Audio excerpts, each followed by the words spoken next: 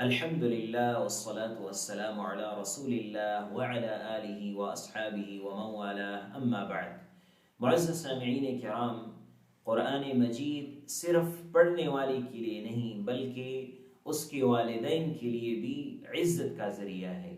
رسول اللہ صلی اللہ علیہ وسلم کا ارشاد ہے، فرماتے ہیں من قرأ القرآن وعمل به البس والداہ تاجا یوم القیامہ، جو قرآن پڑھے اور اس پر عمل کرے قیامت کے دن اس کے والدین کو تاج پہنایا جائے گا۔ اللہ اکبر!